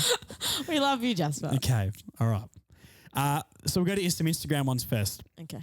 Will Chaffee _ says, love the pod plus the Facebook page. Thank you, Will. What's your favourite North memory / moment? The 2014 elimination final. And I say that because I was there. I was Give me an obscure moment. moment. Okay, as an example, and this is an obscure one, but the first ones that come to mind for me, Frank the Tank. Yeah. Corey Jones winner. Yeah. In Archer's 250. 250th in Sydney. Majak Dor and my random memory here that's a bit obscure. Majak Dor and Nick Nanui ruck contest. Okay. I loved it. Obscure. I think Shannon Grant missed from the goal square. No, I would like to erase that from my memory. I'll tell you an obscure one. It's quite it's an interesting one. Do you remember Ben Spate? Yes, the original super sub. The super sub. It was he signed my Guernsey. 2011. That's right. He did too. It. 2011. It was a shootout against the Dogs under the roof of Marhall. Cam Pedersen was playing. Drew Peter was playing. But Ben Spate came on as the super sub in the last quarter and had an enormous impact. We ended up winning that game. It was like 140 something to 120 something. It was a really, really high scoring game. And Ben Spate in that last quarter, unbelievable. So I've got quite a few obscure ones, but I'll throw that one. We'll go in with there. that one. Yep. All right. I'm still putting, Majak and Nick Nat ruck contest. And Majak got the tap.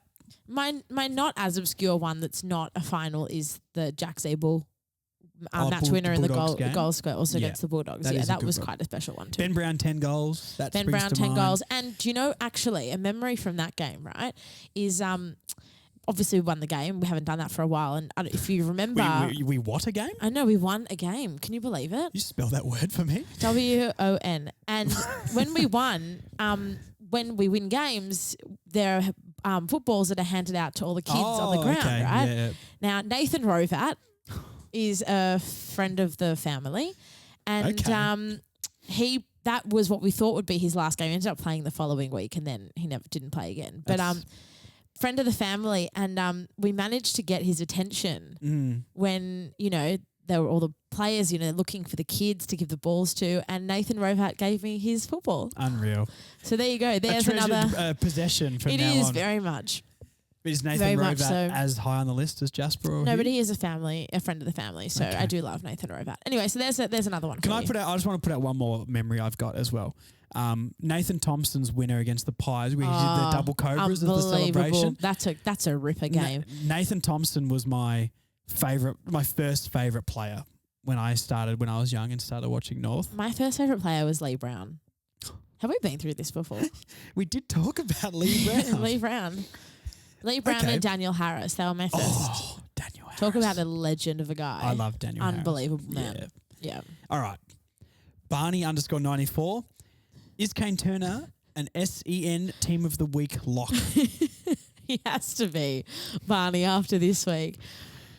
For those who don't know, Barney, Josh Barnstool and I go very, very, very long way back. And Kane Turner is the king of our hearts. So who knows? I'll be writing into SEN this week if he is left out of the side once again. Fantastic. I hate that. Black Licorice Poker says, would we have won if Hugh Greenwood played? Just a one-word answer for this, Marnie. Obviously. Okay. Mark Loves Beer says, thank you for that comment as well. Mark Loves Beer says, Do we cut our losses and end Lazaro's contract a year early? Hurt us again as the sub. One, do you think he hurt us as the sub? I wouldn't say he hurt us. I just don't think he had really an impact. And then the second part of the question, do we cut our losses with him? Hard. I feel for Charlie because he's a midfielder and he doesn't really play in the midfield. Our most deep area. The area with most depth in our team. And he doesn't really get a run in the midfield. Don't think he's the right move as a sub.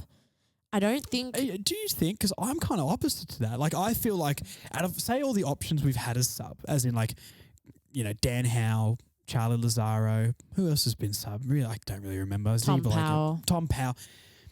I'd probably put Tom Powell over Charlie. But 100%. Tom Powell has the ability to change the game or have an impact on a game in a short amount of time. That's actually a good call because someone asked me a few weeks ago who I think should be the sub. Charlie Lazaro does. I think Charlie Lazaro needs to work his way into a game. He's not an impact player.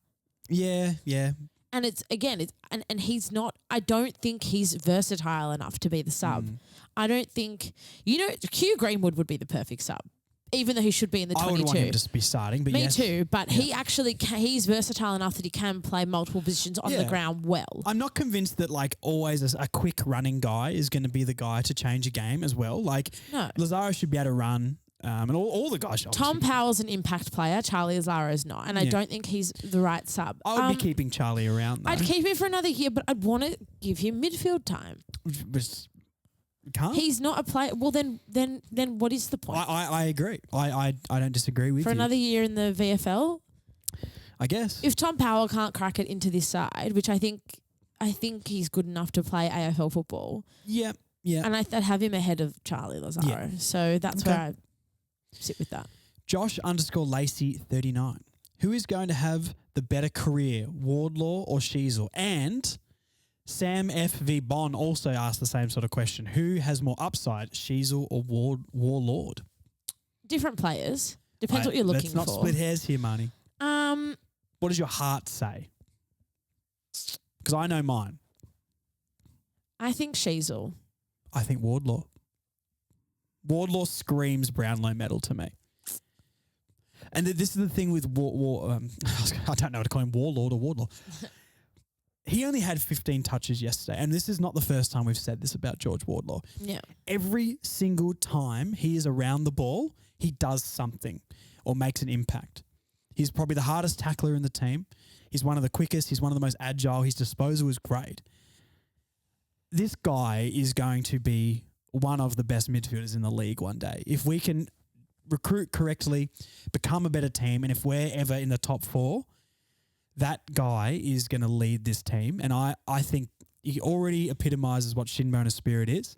I could see him as a future captain, and he just screams Brownlow medal potential to me. The issue is we have not had a big enough sample size of Harry Sheasel in his best position. I don't disagree with that, but I guess if you're not a midfielder, I think you won't be praised as much. I don't agree with that, by the way. Larky should be praised as much as LDU or anybody. But Warlord has captured my heart beyond belief. I think everyone loves George Wardlaw. And I love Harry Sheasel. I love George Wardlaw. I'm bringing in the biggest plate like this, right? I love George Wardlaw, and I love Harry. I love both of them. Yeah. But this is like picking between our favourite kid. But I think Harry,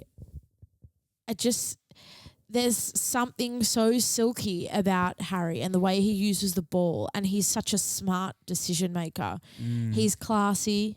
He's clean. I agree. And I think when we can fill that rebounding defensive position. Move him forward.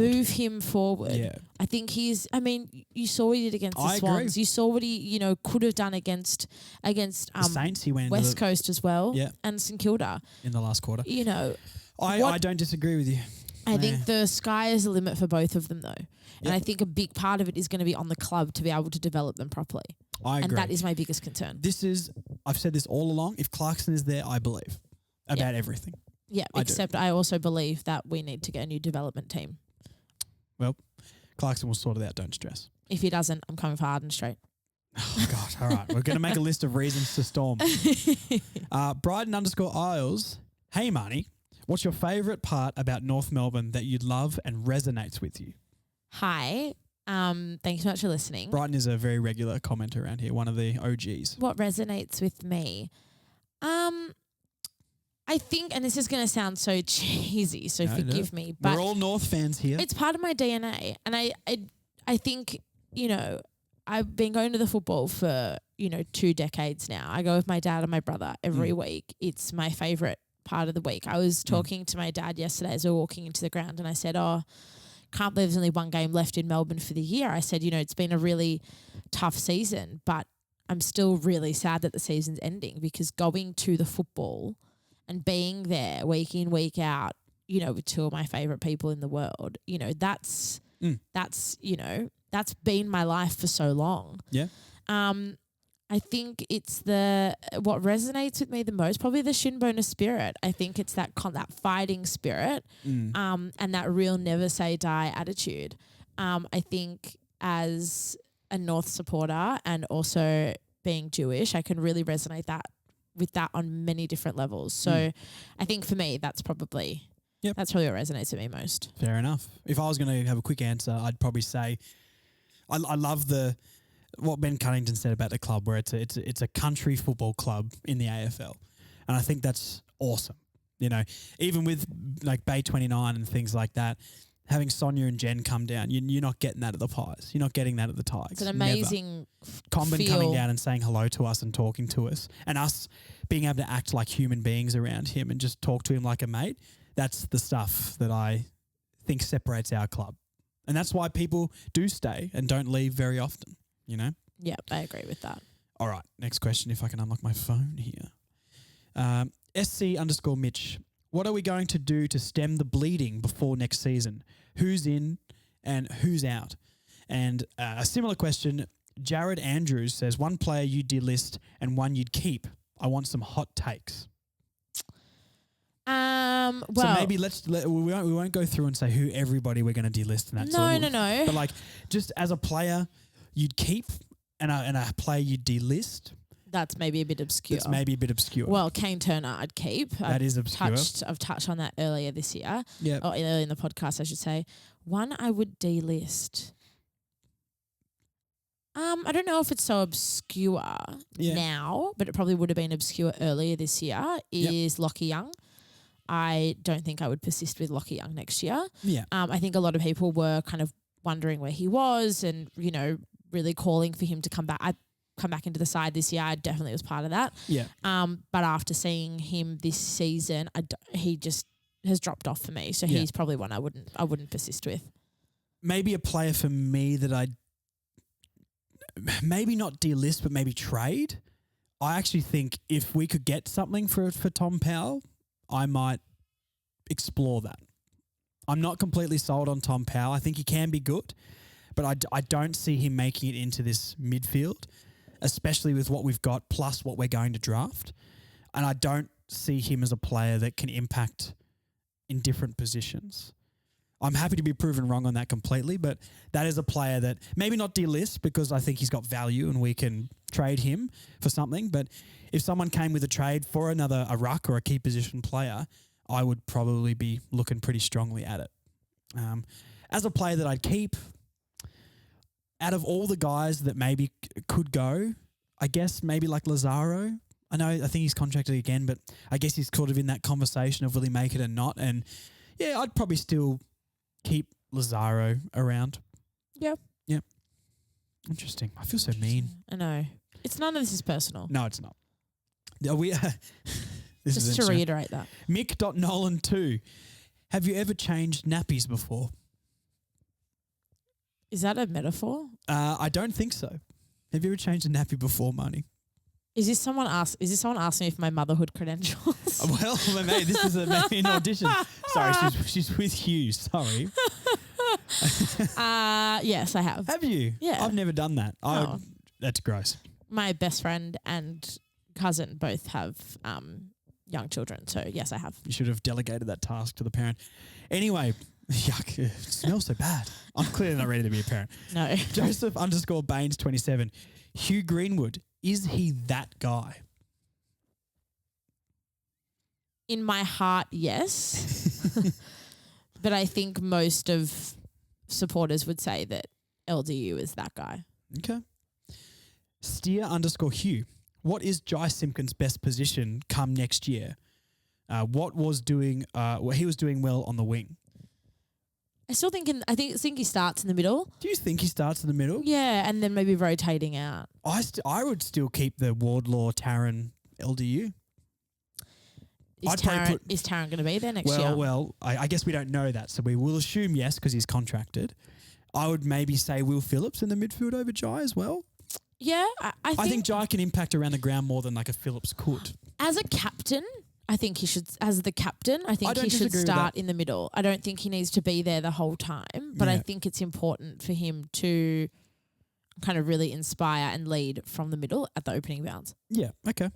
All right, interesting. Because I could see him on a wing or something like that. I could too. Well. I would rather him on the wing or like the half forward flank than I would any of those. Maybe not Taryn. I think if we got a Harley Reid or something like that, and Taryn Thomas could play sort of half forward, like that would be unreal. Or on a wing for him as well. But I could see Taryn and Jai playing a similar role out of the midfield or playing a big part not in that centre circle. I think Jai should probably work on his fitness. He's not alone, but I think he probably needs to work on his fitness a bit. Yeah, I mean, his step is unbelievable. He creates his own space. His disposal, I think, has been better this year, but he does fall away from games a little bit. Yeah. So, and that could be a fitness thing. Riley_Masterson_14. Is this season a step forward at all, considering how hogwash we were last season? No. Okay. But I don't think that's our fault. I would agree. I don't think it's a step forward. No, either. I think we've just had obviously a very interrupted season with the whole Clarko saga and then the Taryn Thomas distraction as well. If anything, I would say it's maybe a minor step forward in the fact that we've got the right people. Wardlaws, Clarko is back. I agree. Larky's taken a step forward, but I think as a team, no. And as a club, no, we haven't. No. Oh, as maybe a club, actually, maybe off the field. I think we have. Maybe there are. I Sonia still and think, Jen and but Todd I still Viney. think there need to be more changes absolutely. off field, no and question. on field. But I don't think so. But I don't think it's our fault entirely. No, but our fault or not, I wouldn't say we've taken a massive step as a team on the field. No. All right, some Facebook ones, and here's an interesting one. Jonathan D. Redmond says, move Zerha into the backline. Half forwards are fine with Ford, Curtis, Stevenson, etc. Other discussion of new backline player would be good. Bergman and Goda should also be starters there. And also Kutes Smith says, hi, Marnie. I love when you're on the podcast. Oh, thank now you. Zeeble is retiring. How about next year we try Zerha down there for some toughness? I don't hate the theory. Yep. I worry that, and I think that Steve-O, Ford and Curtis have all showed individual moments of brilliance and individual moments of impacting a game, but none of those three have been consistent enough for me all year to be locks. Yeah. I think Zerha had an excellent season. I don't think a lot of people. Yes, I don't. So? I don't think a lot of people will agree with me. I think he's been a little bit. I think he's been very inconsistent. His good is great, but his poor is absent, and I think he would be disappointed in the year he's had. Injury as well, obviously, and that's a big part to play. But yeah, sorry. I think he's had a really good year. I think, and this is what makes me think maybe the move to the backline could work. In front of goal and kicking goals, inconsistent. Yeah. Not great.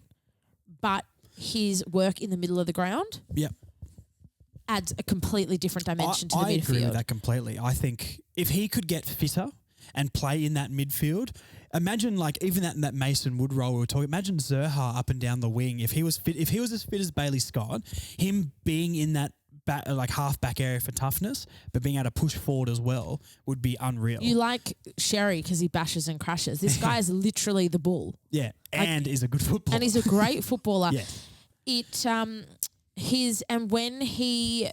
When he took a step back from just bombing long and just spraying goals left, right, and centre. Which game was it that he started assisting heaps? And it seemed like... And it worked really well. When he kind of... Mesut Zerha, which is a soccer reference there. It worked. Yeah. He's a good He's a good footballer. He is a good footballer. He's pretty skilled. He's pretty switched on. Yeah. So while I really liked his work through the midfield, and while I still think he's an important forward, I don't disagree that we should at least I don't dislike the theory of trying him in defence. All right. We've got Tubby Tanker. What is the most crucial position we need to recruit, or second key forward or back, small forward or ruck? Throwing out some options there. But what do you think is the most crucial position? Ruckman. I agree 100%. And that doesn't say that we don't need a key forward and we don't need a key back. We actually need everything. A running half back, an inside ball in the middle. We need a it small all. Forward. We need a lot. We need a ruckman so desperately. It's not actually funny. Because our midfield is our strength right now, and if we don't have someone who can help unlock that next year, we are going to finish at the bottom again. And I don't want people to think that I'm delusional by banging on about giving Todd Goldstein another year. I'm not. I agree. I love of Zeeble and Cunnington, and we're talking about these guys retiring. Todd Goldstein's will hit me the hardest. Someone needs to take it off Goldie though. That's Goldie's not Goldie's fault being too good. No one's actually challenging him for that spot. No, not at all. And Goldstein is still in good enough form to go around again. And until there's someone that's good enough, as you said, Josh, to say, hey, this is mine, he stays. Yeah, I agree. Goldie 100% stays, and we need to recruit someone.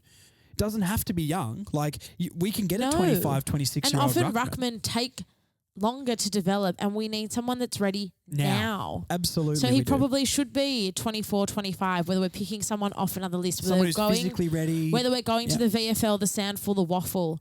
And you think about Liam Ryan and Tim Kelly, right? Yeah. Both guys plucked from the Waffle. Prime examples. Yeah, no, I agree. I've said this a lot, and people really, really hate this opinion, but I would be going to Geelong and saying, hey, Ratugolea, stop playing in defence, come and be our ruckman and be our number one ruckman. Because I think he's athletic, he's a presence around the ground. I'm not saying he's the best footballer, as in like he's going to have skills like Brodie Grundy, but if he's been playing in defence and that sort of stuff after he started as a ruckman, he's clearly got enough skill to transition their ball from the back half. I think if he was our ruckman, he's athletic, you've just got to tap it in the direction of a player, and he's not irrelevant when it hits the ground. I think it's a gettable guy as well. Like, if people are saying get Brodie Grundy, that is outlandish. Brodie Grundy is not coming to North Melbourne. Why not? We're at the bottom of the ladder, money. He's not. He's just not. Okay, so I'm trying to be like, look, let's be realistic and realistic targets. Brodie Grundy is not coming to North Melbourne. I don't think Brodie Grundy's unrealistic. That is wild. He's not getting a game. He played yesterday. He hasn't been in the side all year. Yes, he has. He's played nearly every game. He's been in and out, and there's a question mark around his future at Melbourne. Yeah, there's definitely a question mark, but there's so many other teams that, I mean, he would pick any team. Like, he'd go to Hawthorn over us, and I'd say they need a ruckman. You know, there's nearly every team. I think he'd go into state before he came to North Melbourne. I just think that's where the club's at right now. I think it can change in a few years, and look, we've got Clarkson, so maybe you are right, but I would be shocked if a player of that quality, or any player in any position of that quality, wanted to come to North. That's why getting a Ratugolea, or like the Lewis Melican thing, Zerk Thatcher, you know, those sort of players who are maybe fringe players on mid-tier clubs, other guys we need to get to then take them to the next level first. I love your optimism, though. Maybe it's just how things have gone for us in the past. Yeah, possibly. I mean, we've been able to attract good free agents before, but we've never been this bad in our history. Like, you can't. I don't think you can sit in a room with a player of Brodie Grundy's skill. And the reason Brodie Grundy didn't play for those few weeks wasn't because he's not good enough. It's just two ruckmen, when the ruckman is a pretty dead position anyway, doesn't work. And I think the D's screwed up on that. But you can't be like, hey, mate, we got Clarkson, but we only had 2 wins and everyone's a child in this team. I just could never, ever see that happening. Come back, and I'll just finish on this point. Yeah, but, you know, Larky and Simkin both signed long-term contracts. They've been at the club, though, and they were drafted by the club. But they obviously see that the club's got some upside and where the club's going. Yeah, so if we Brodie can Grundy's somehow playing in finals and things, if we can somehow translate that. Yeah. Look, stranger things have happened, guys. Have they? Yeah, Hugh Greenwood's not playing. Yeah, that's true. That is true. All right. let's have a look at this one here. Alex Nancaro. How do I feel happiness again? Look Play for Hugh Greenwood. Look for the positives. Oh, that's so nice, Marnie. So sweet. No, I think, and I've said this I was talking to someone about this not long ago. And it's a bit of a, like I just said before, I'm sad that the season's ending because I love football, and as numb as I feel about the results, football for me is just as much about going with my dad and my brother every week to the game as it is about watching North play. Yeah. Because I hate watching football at home on TV. I get really, I zone out, and I lose interest, especially if the game's not going our way. Okay. I watch it, but I know what you mean. I'm not as engaged with it as I am when I'm there. So my advice would be make football about the experience rather than just about the game. That's Bay true. 29 is a great place for that too. Absolutely. If you don't know any other North supporters, or you just want a different football experience, obviously it's done for the year, but definitely next year Bay 29 is high vibes. Yeah. And I would definitely recommend if you are looking to inject a bit of happiness into your North Melbourne experience, then Bay 29 is the place to be. I couldn't agree more. Well said. And she's not getting paid to say that too, guys. That's legit. Dane Maddox says, with all the senior retirees, I feel like this could be a real line in the sand type moment. A raising of standards to give us back, to get us back to being competitive. You can see the hunger with Wardlaw and Sheasel, Arch and Goda as well. They hate to be beaten and will drive the standards from now. So basically, do you think this off-season is a line in the sand moment? I think the next 2 years are really big. I think for that's the club. more accurate. Yeah, I think this is absolutely one of them. But next year, regardless of how good it is, will also be one. Because we've been in this spot now for 4 years. Yeah. And I think the next 2 years are going to be huge for the club. You've got guys like Sheasel and Wardlaw, Zerha, LDU all coming out of contract. Thomas, if he stays. Yep. We need the next 2 years. If we can't show some sign of improvement, then we're in serious trouble. Yeah, if we don't get maybe 5 to 6 wins next year, I would say Thomas and Zerha are gone. Minimum, I would say. I don't think Zerha's fully like, I'm a North Melbourne guy. I think he loves the club and he's got mates there, and I'm so happy he re-signed. But I don't know. I could see him going, obviously with obvious reasons for Taryn, but like I could see him going just as easily. Well, you already know where I stand on Taryn Thomas. But I think Cam Zerha is a North Melbourne guy. You reckon? Yeah. Bull's cooking, hey? Bull's cooking. I don't think he would have had that response, and I hate to bring Horn Francis into this conversation, but I don't think he would have had that response to Jace's departure if he wasn't. I'm not questioning his commitment to the club. I just don't know if I see him as a guy who would want to be there long or to go through more of this. Maybe like not. a Larky. Maybe not. I'm not a critic. I love Cam and I would absolutely want him here. But, I just get a feeling that, like a bunch, and I wouldn't blame him at all. I wouldn't blame if Larky wanted to go as well. We need to be better, 100%, and we don't deserve to keep these great players. Well, maybe that's the wrong wording. Maybe, we can't complain if these players do want to go from the standards that were previously set. So, Clarkson's a big reason, and maybe, easily the biggest reason why that can change. But, yeah, I would be worried about those two. And I think they're two players we need. Like, regardless of what people think on Taryn, he's so classy. He's our most talented player. Yeah, I agree. Without a shadow of a doubt. He kind of reminds me of Daniel Wells a little bit. I agree so much. Both in the fact that he is so talented. Daniel Wells so much. Me too, but he was so good. He was, however, he didn't get the best out of himself, I don't think. I think maybe. He was an unbelievable footballer, but I think had he applied himself a little bit more, I think he really would have reached dangerous heights. And I think Thomas has that same potential. Yeah, that's true. But I just don't think he gets the best out of himself, if I'm honest. So, well, I guess that's the thing we'll see with Tara, with his own attitude towards things. Like, it's so. I mean, I don't want to get into a big discussion about this, but like, obviously, he unfollowed the club after the West Coast game.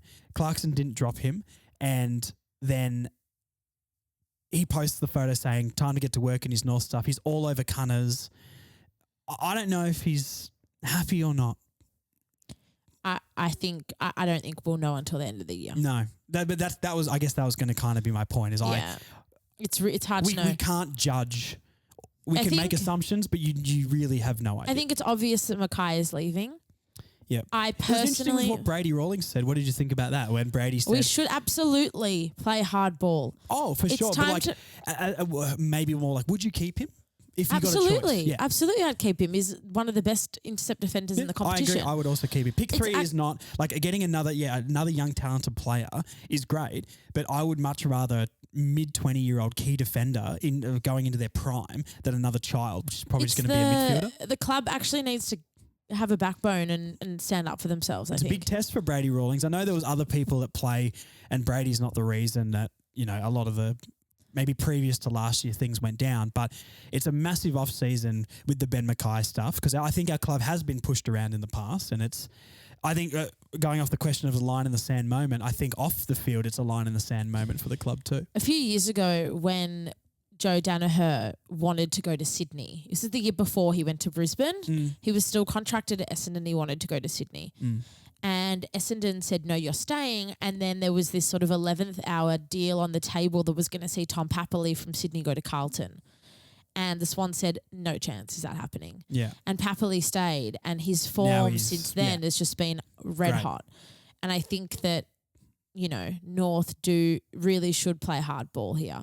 Yeah. And they really should stand firm. And unless the deal is in our favour, then I wouldn't be giving up Mackay so easily. Yeah. No, I agree. I absolutely agree. I would be keeping Mackay as my number one option. Pick three, yep, once again, a high pick, but do I trust that we'll draft, we're not going to draft a player that fills that role. We're just going to draft another midfielder with pick three, which I don't think we should do. And that's going to leave more holes next year. We've already got too many mids who play out of position. We don't need more of them. Unless we're going to start moving some like a Tom Powell, like a Lazar, like any of those fringe guys.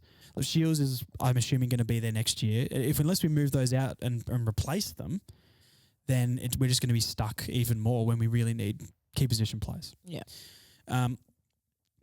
The number one Polish North Melbourne fan whose last name scares me to try and pronounce. Give it a whirl. Michael Kroksik. Yeah. I'm Don't so look sorry, at me. mate. I'm not Polish. I looked at you for comfort, Marnie, for support. Yeah, nailed it. I did pick it though last week. Last time I read his comment out, and I was like, that looks Polish. And he messaged me after we talked a little bit. And he goes, "Yep, that's Polish." There you go. I'm so sorry, mate. I think I said his name better last time. Anyway, and this is just going to be a really quick one, just to fire you up again. How does Kane Turner keep getting a game? What does Clarkson and Ratton see in him? Everything we've spoken about this in depth. Michael, you I think I gave Michael a nickname. I'm going to call him the Polish Prince. The Polish Prince needs to message you, and you can have a big debate about Kane Turner. We need to sit you guys in a room, film it, and watch you go blow to blow. Just start Why fighting. anyone want to watch that, I've got no idea. But Well, it's going to be a very long off season, Marnie. I need content. Cage fights. We'll talk about that after the podcast. save me, guys, please. Last comment. Jesse Stevenson. Our ruck stocks are not looking great. We've already sort of talked about this, but not looking great. With Goldie hopefully going another year, do you think we should try to bolster the position in the trade period? Jerry isn't it, and CCJ is struggling with consistency. Also, do you think Shizu should be played more forward of the ball, and he is an X factor and the polish that could get us over the line in tight finishes? We have already talked about this a little bit before, but go for it. Yes, we should be aiming to recruit another ruck. Yes. During the off season. We already, everyone knows how I feel about that subject. But I still feel, regardless if we do pick someone up, which we should, or not, Goldstein should play next year. Yeah. Even if he's playing 1 week on, 1 week off, even if he's playing, this 1-2 punch like he is with Sherry, I think he plays. And yes, I also think that Cheese should play forward of the ball. Yeah. All right. What are we going to do now? Let's have a look at the games for the week and we'll round review. All right. Friday night, Pies got up over the Cats. Great game. I was there at the MCG. Yes, I did see you were there actually. Yes, sitting in the MCC, which someone said stands for the Marnie Cohen Club. So I'm taking it and my. running with it. Yeah. Can we buy MCC memberships? You need your own line of memberships. Okay. I'll work on it. Marnie needs merch. Why would anyone buy that? You've got fans, Marnie.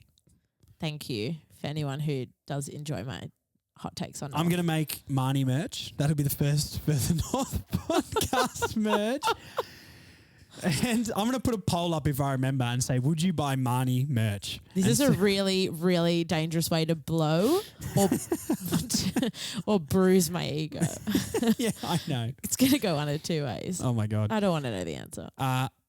That's not the Q Clash. What teams play in Sydney? Oh, Sydney Swans and Gold Coast. Sorry, the Gold Coast and GWS are the same to me. Sydney got up. I mean, Swans are sitting pretty now. They're in the 8. They are 6th currently. But They've kind of come from nowhere. Yeah, that is true. I don't really care about this game. It's kind of yuck. Really? Yeah. I was at the North game watching that instead. True. The Lions got up over the Crows. The Lions Underrated. I've completely got off the Brisbane train. I was on it until probably 2 or 3 weeks ago, and they're just struggling to win games they should. You know, nearly losing to Freo.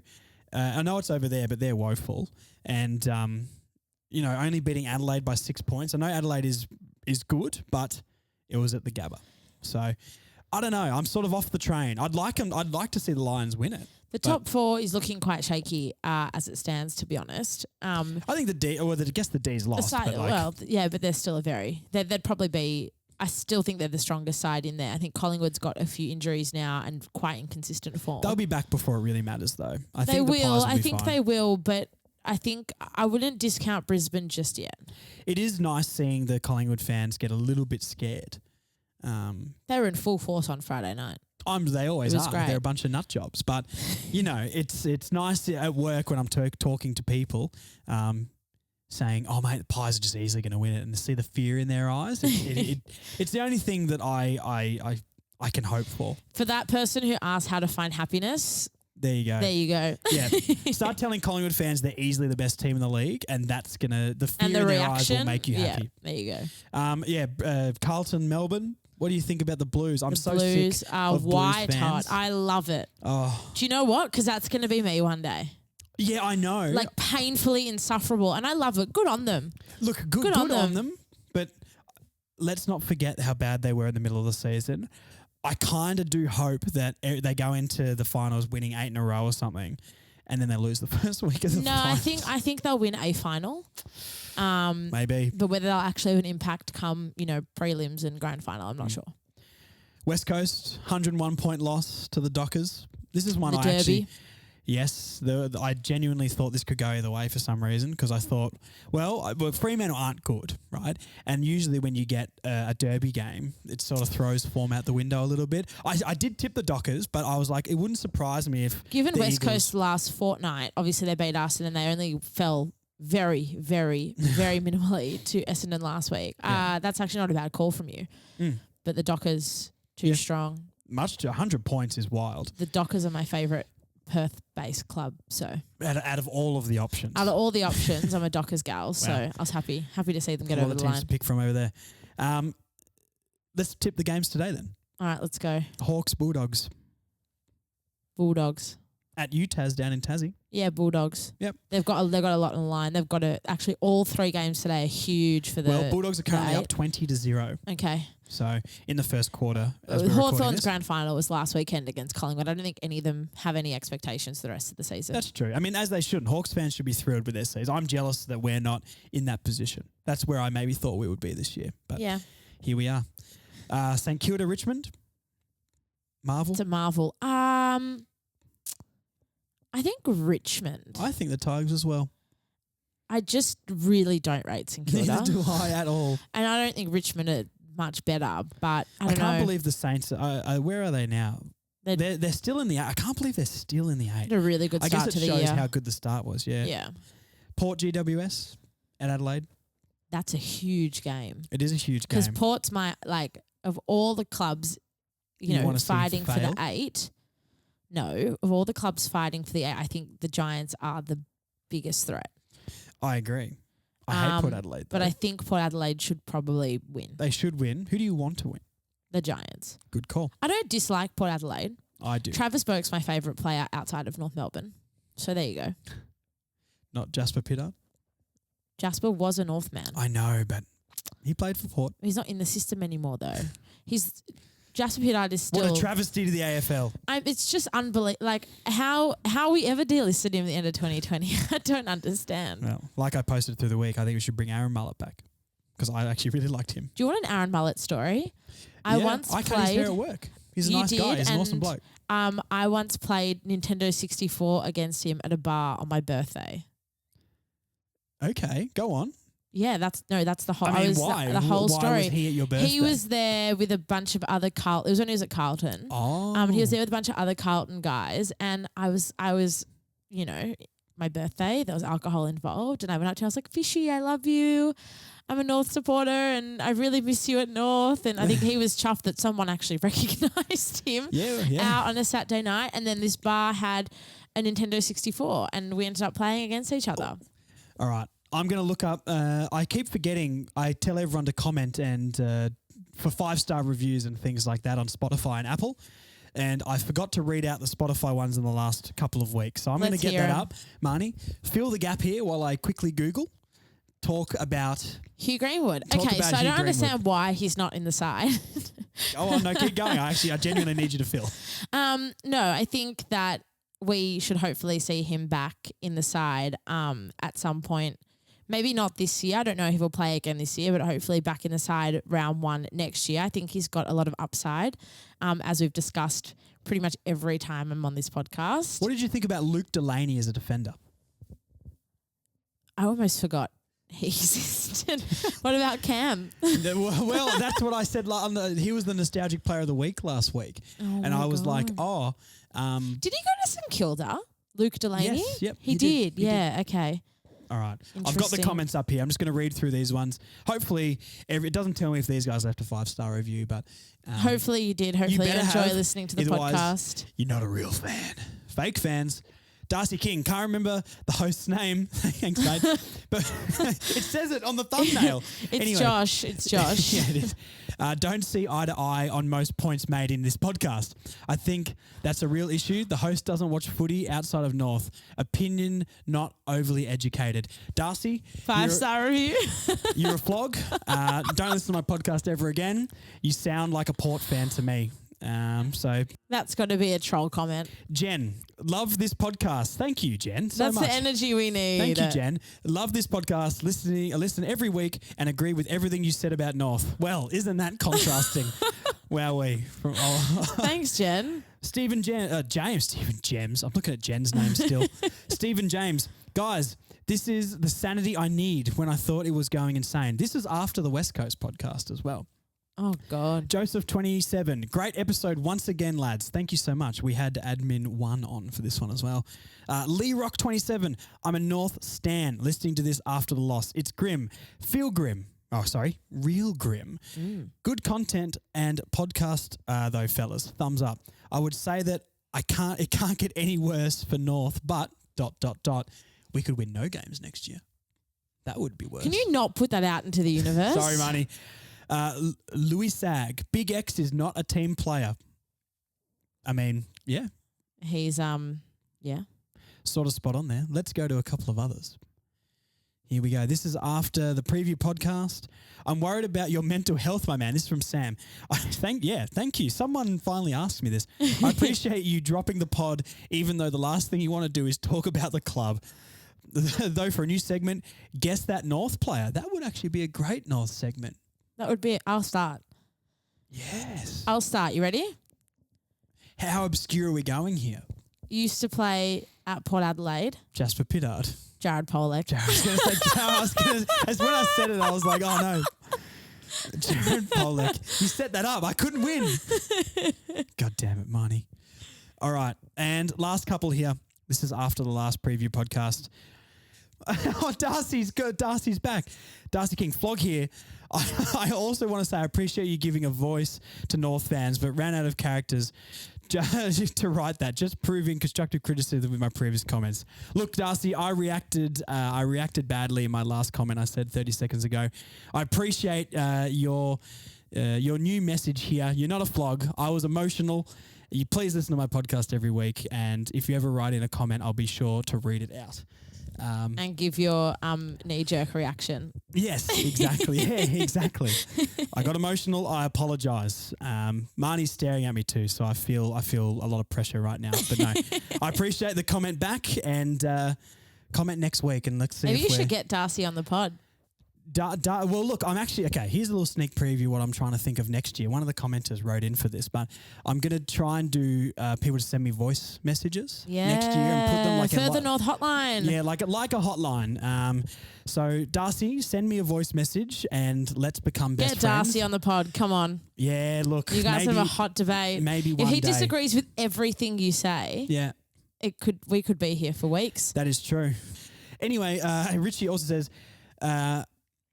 see you next Tuesday. Polite of calling someone CNT. Bring on the Shuey Go Room. Richie did come to visit me at work through the week, which was a very nice gesture. So it was nice to meet you, Richie. Hopefully we can catch up at a Bay 29 in the future. Definitely next year. Drove down from Canberra too, so fantastic commitment. That is all of those. How do you think me and Darcy are going right now? Do you think we're mates?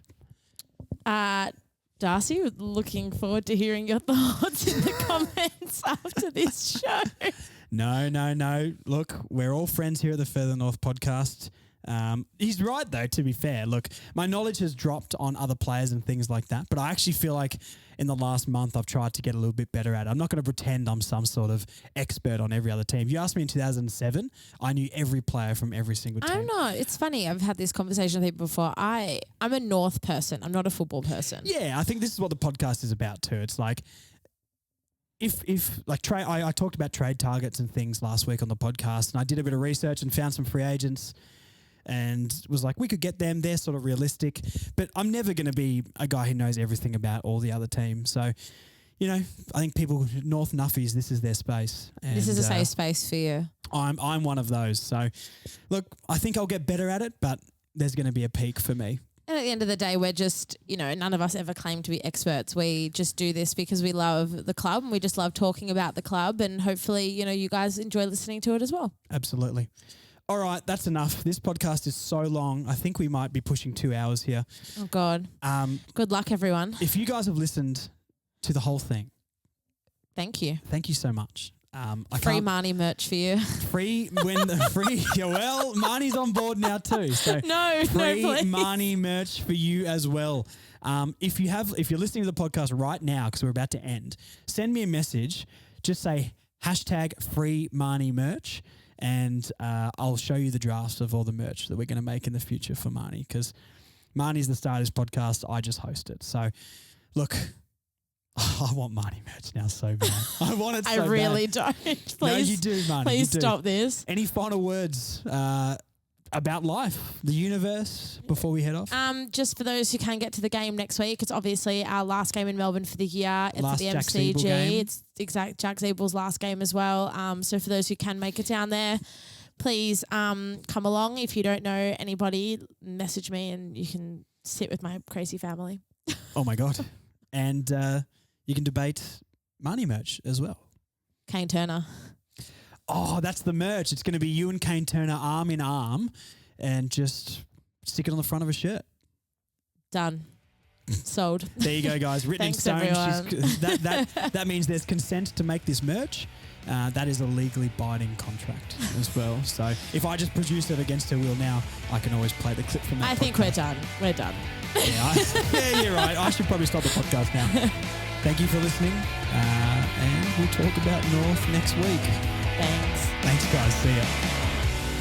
Thanks for listening to the Further North podcast. We'll be back next week with more great North chat. See you then, Bruce fans.